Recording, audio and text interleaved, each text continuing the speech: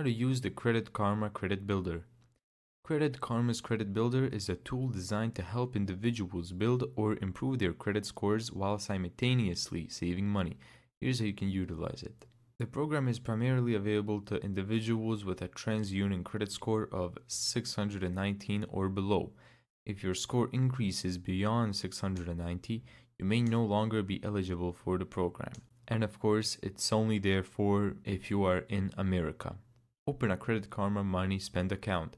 This is a free checking account that you'll use to manage your Credit Builder payments. Set up your Credit Builder plan. Once enrolled, you'll receive a revolving line of credit up to $1,000. Decide how much you want to contribute each paycheck with as little of $10 per paycheck. Your contributions are transferred into a locked savings account. Each payment you make to pay off the amount transferred from your line of credit to the savings account is reported to all three major credit bureaus, Equifax, Experian, and TransUnion, helping to build your credit history.